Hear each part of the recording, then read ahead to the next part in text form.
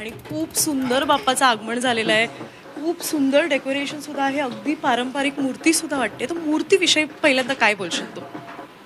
बापरे, एव्हाना सगळ्यांना माहिती आहे हे 74वं वर्ष आहे आणि हीच मूर्ती असते, पंचधातूची मूर्ती आहे. दरवर्षी हीच मूर्ती प्रातिनिधिक स्वरूपात आगमन होतं आणि प्रातिनिधिक स्वरूपात विसर्जन होतं. सो स्टँडर्ड म्हणजे अगदी डेकोरेशन पण स्टँडर्ड. दरवर्षी फक्त मागचं काहीतरी मागचं काय सजावट बदलते. यावर्षी वॉलपेपरच आहे, डिरेक्शन पण बदललं. इकडे असतो दरवर्षी, यावर्षी इकडे आहे.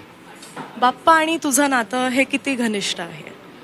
सगळ्यांचंच आहे. मला असं वाटतं की बाप्पाबरोबर कधी मित्राचं नातं आहे, कधी तो बाप आहे, कधी ती आई आहे, कधी तो सखा आहे. सो जसा भाव तसा देव. आपण जसे आहोत तसा देव असतो आपल्यासाठी. म्हणजे कधीतरी बाप्पाकडनं कौतुक हवं असतं, कधी बाप्पावर चिडचिड होते.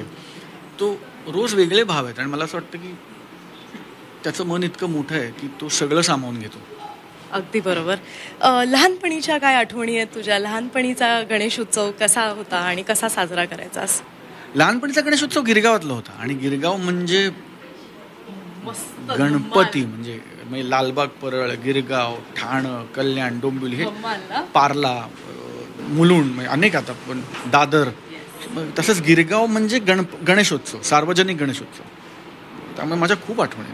म्हणजे आरतीच्या लाईनीत उभं राहण्यापासून ते प्रसाद, आधी 2-2दा 3-3दा प्रसाद घेण्यापासून ते प्रसादाच्या लाईनीत, मग नंतर मोठं झाल्यावर मग प्रसाद वाटायला मिळतो म्हणजे खूप मोठी गोष्ट की आपण वाटतो प्रसाद, मग लोक लाईनीत उभं राहतात. मंडळात होता? हो, होतं. कार्यकर्ता होतो. अगदी छुटपूट काम. मी खूप लवकर काम करायला सुरुवात केली. त्यामुळे पण रात्री मांडव घालायची सगळी मोठी मुलं, तर त्यांना सुतळ नेऊन दे, पावभाजीचे ट्रे नेऊन दे.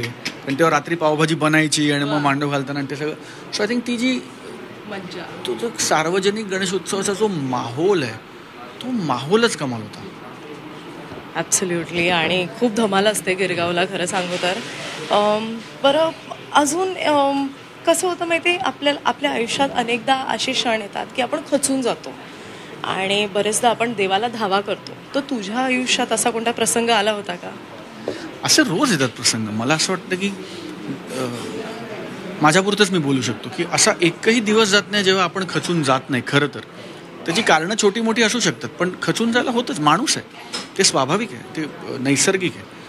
पण त्या वेळेला देवाची आठवण येणं किंवा त्याला स्मरणं हे कमाल आहेच. पण एक खूप सुंदर दोहा आहे की जो सुखमे सुमिरण करे तो दुःख काहे को होय.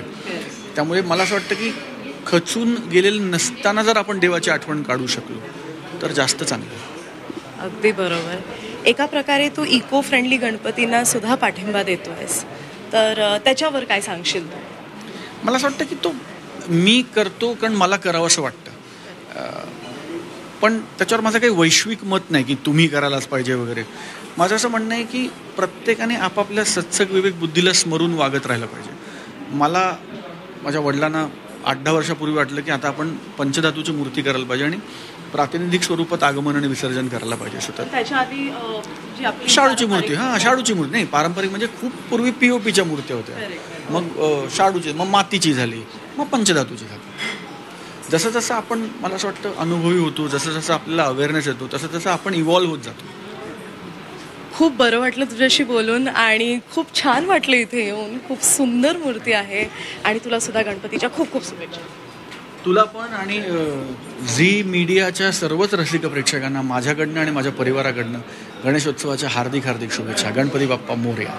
गणपती बाप्पा मोरया.